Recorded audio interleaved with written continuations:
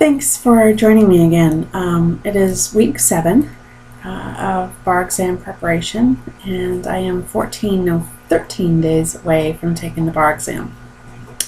I'm not as animated today because I'm really stressed out and wanting to be sure that I get the work done that I wanted to get done, but I also did want to get this video done. The video is going to be less frequent and probably a little bit shorter. I'm learning a lot along the way, and I want to do some videos after the bar exam about especially what I learned in the experience of taking the bar exam without talking at all about any of the subjects covered or anything like that. One of the things that happened this week that has me feeling a little bit behind is I did end up having to work this week. Had a mediation, and while the mediation itself went really well, better than I could have expected, and I worked with a few fantastic attorneys who affirmed for me the reasons why I really want to be a part of the profession and why I'm taking the bar exam. So that itself is a very valuable boost. But for many of us, we don't have the option of whether we get to work or whether we don't. If you do have the option, I urge you not to work. That was 4.5 hours out of my day that I really needed to spend on contracts. I really needed to spend looking through why I keep getting certain questions wrong, doing some more practice questions so that I could practice my approach to some of the more difficult issues. I'm sorry, I'm fidgeting a lot today. A lot of nervous energy, and it's probably going to be nervous energy for the next 2 weeks. But one of the things that I realized, and like I said, if you have the option not to work, please don't. There's not many options for those of us who have been out of law school for a little bit, even longer than a year. If you've been out of law school, if you just graduated, there's tons of bar loans available for you. I'm still paying mine off from when I took the bar exam. But there's not many options available to those of us who have been in the workforce for a while and who need living expenses while we take the bar. One of the things I'm realizing, though, is where my fear comes from. That has been a very valuable lesson over the last week. And I realized that a lot of my fear about the bar exam and about studying is that I'm really worried I'm going to slip back into old habits that caused me to fail the last time around, the last 2 times around. So those habits being getting too distracted by friends or family drama, being too invested in my own personal life during this time, not doing enough practice questions, not really going through the materials, sitting there, the dreaded sitting there and reading something 6 times in a row, realizing that none of it's sinking in.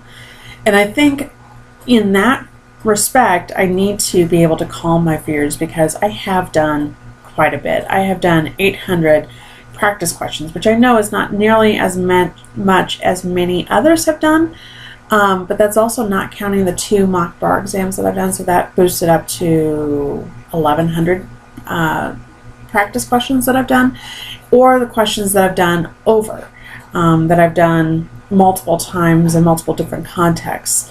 So I'm sitting roughly at 1,100 practice questions, about maybe 30 essays, which again I know is not as many as other people have done, but that's 30 more, 26 more than I had done the last few times I took the bar exam combined. So I need to remember to keep that perspective. I've done more practice PTs this time around than I have ever done combined the last 2 times.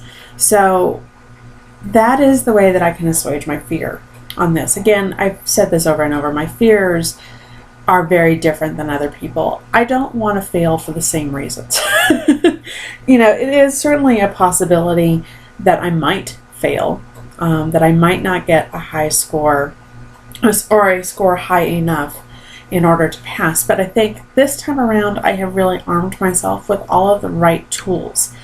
I have figured out what works for me in terms of how I learn.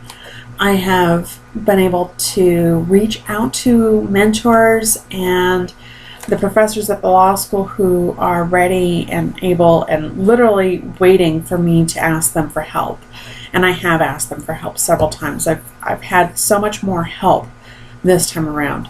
And so in a lot of ways, not only am I going to be very disappointed if I fail, but I'm going to feel like, okay, if I fail this time around, it's because I don't really know the law. I don't know. I don't know how I'm going to deal with that. I haven't really considered that, because one of the things that I keep visualizing in my head is what the swearing in ceremony is going to look like, and the immense amount of relief that I'm going to feel. I'm already getting really teary about this. The immense amount of relief that I'm going to feel when I see my name on the pass list.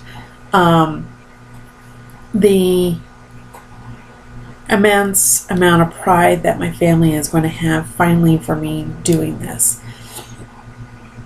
I have a lot of good reasons to take the bar exam, and so everything that I did wrong before this, I have fixed on some level. Have I done it perfectly? No, because there's still a lot of things that I haven't done. I haven't been exercising. I haven't really been taking care of my body with good nutrition. I have been getting a decent amount of sleep. But so my mind still feels really jumbled and addled and overwhelmed that it cannot handle all of this information, much less organize it. And one of the things that I am really good at, that I'm finding really difficult on the bar exam, is organizing my mind. I am normally really, really good at being able to assess patterns and flow from one concept to the next. Yeah, these videos tend to be a little bit jumbled and a little bit, all over the place. But in general, one of my talents is being able to discern patterns. Patterns of behavior with people, patterns of progressions of questions and things like that I'm really good at. And I'm finding that very, very difficult this time around on the bar exam.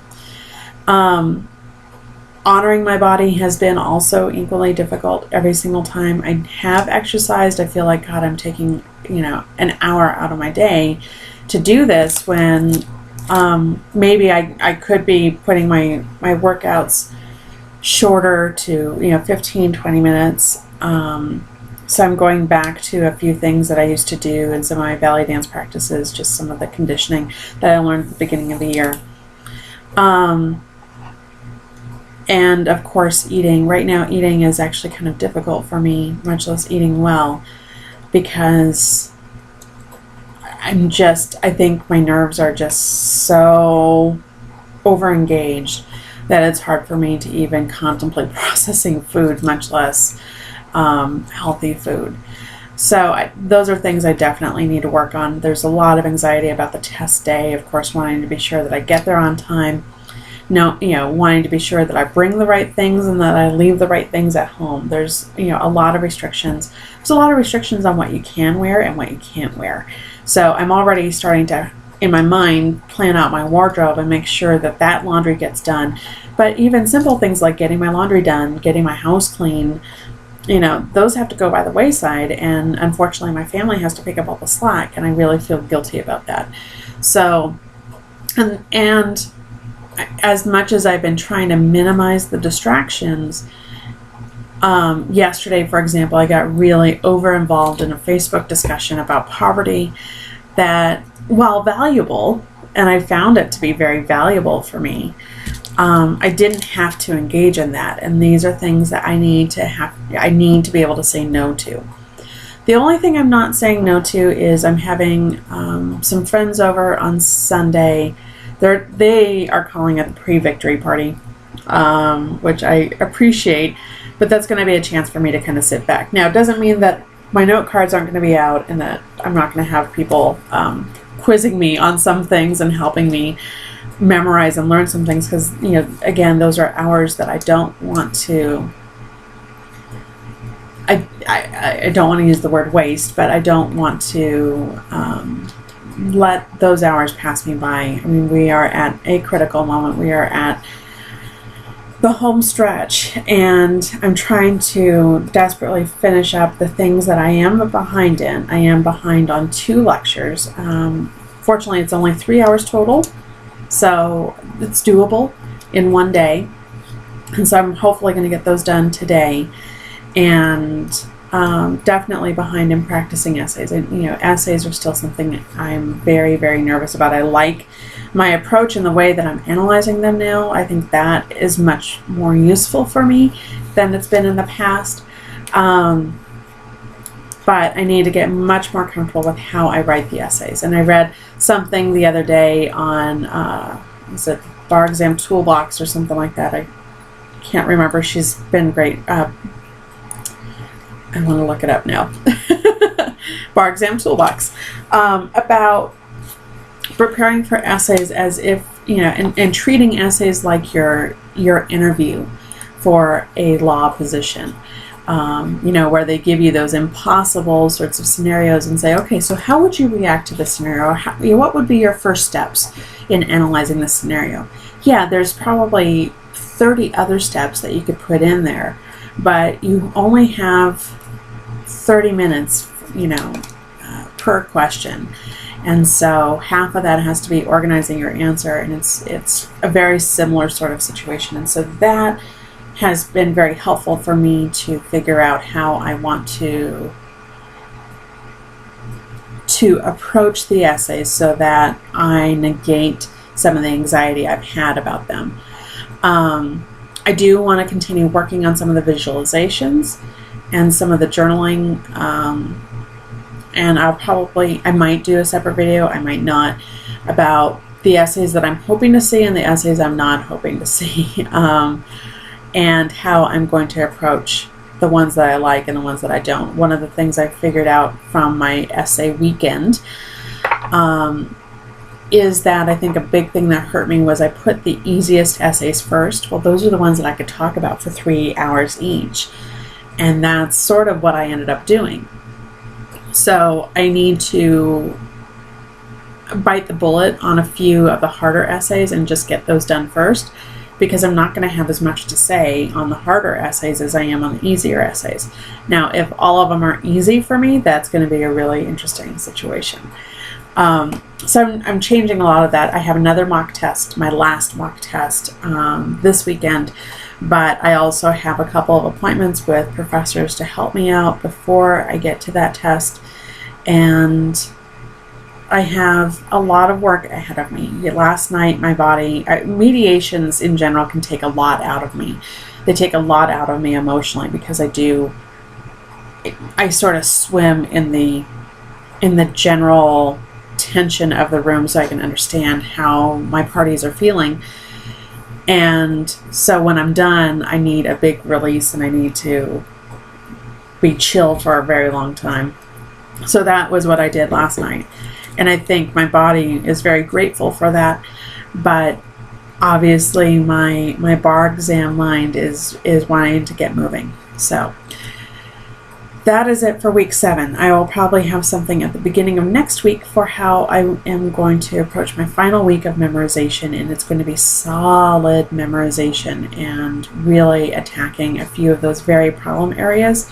For me, for example, in contracts consideration is a really difficult issue, and towards strict liability and duty of care are both very difficult for me. I've already identified each of the difficult areas, and if I look at them, they're difficult in relation to other areas in that subject.